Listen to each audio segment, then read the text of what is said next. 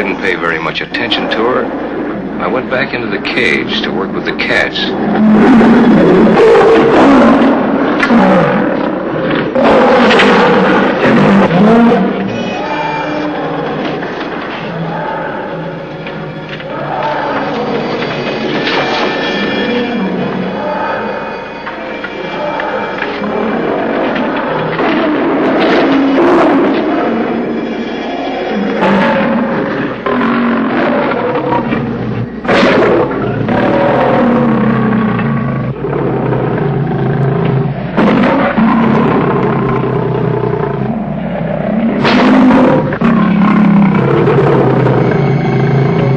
Okay, Bill, let in the tiger.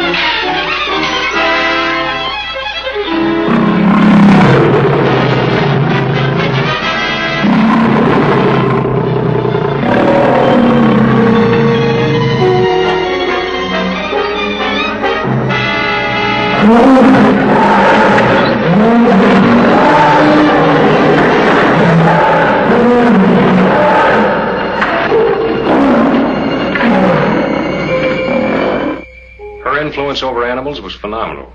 I pleaded with her to join the act as my assistant. I knew we could make circus history. She consented. Then one day, while we were rehearsing,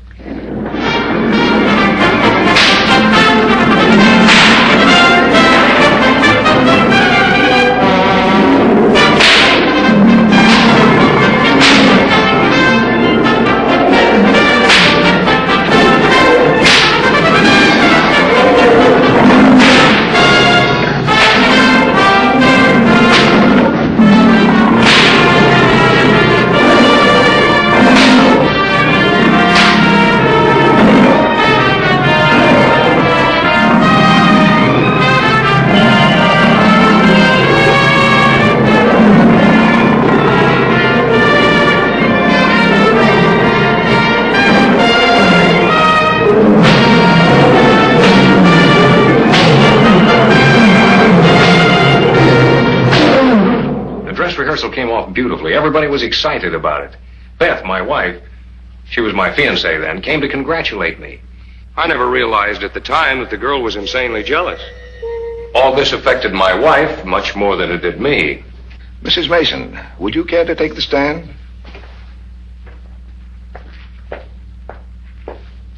Raise your right hand, please. Do you solemnly swear to tell the truth, the whole truth, and nothing but the truth in the matter now before this coroner's court? I do. Tell us what you know about the deceased. The girl frightened me. There was a peculiar something about her I couldn't understand. Something that made me feel all tied up inside. Then strange things began to happen. Just like the time when I was asleep one night and a peculiar, weird-looking figure came into the room.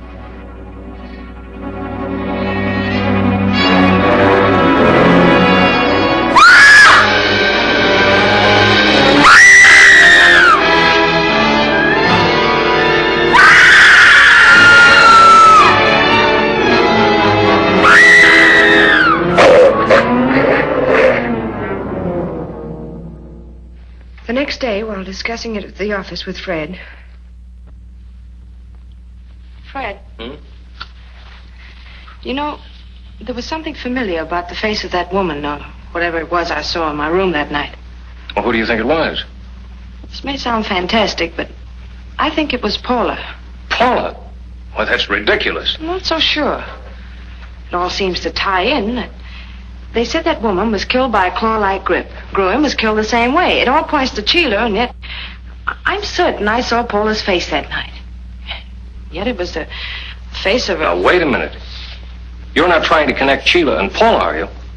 You said time and again Paula had a way with animals that was, well, unnatural. Oh, well, look, honey, you're letting your imagination run away with you. Take it easy. Fred and I never spoke about it anymore.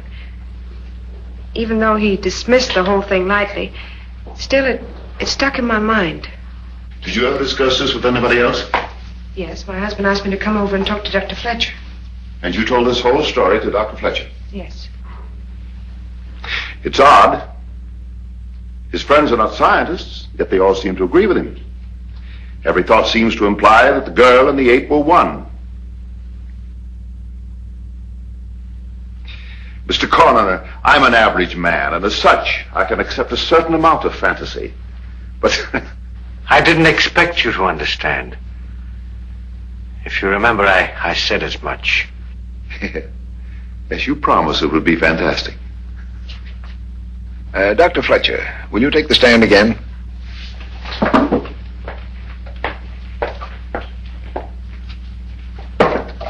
Dr. Fletcher, you told us a while back that you wanted the ape for experiment. What did you hope to gain by such an experiment? Much useful knowledge in the study of glands and their effect upon the human body.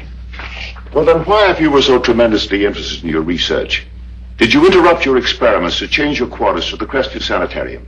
That was hardly an interruption. We scientists sometimes play hunches, too.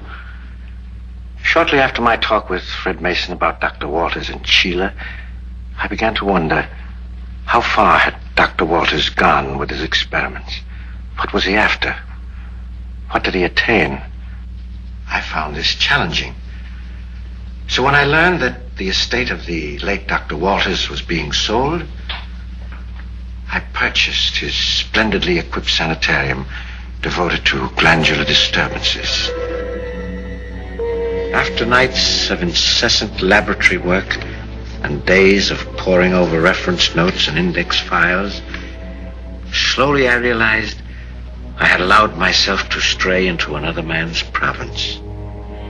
And I decided that I could accomplish more by devoting myself to my own practice and research. When suddenly... Dr. Fletcher! Dr. Fletcher! It's gone! The ape's gone! What are you saying, Willie? You ought to see the laboratory. The operating table's turned over, bottles smashed, and everything thrown around the place. Willie, I warned you several times to stay away from that animal. Now look what you've done. I didn't do nothing, Dr. Fletcher. I only went in to see how she was feeling. And when I got there, the back door was open and the ape was gone. Well, she must be somewhere on the grounds. Come on, Willie, we'll go and look for her.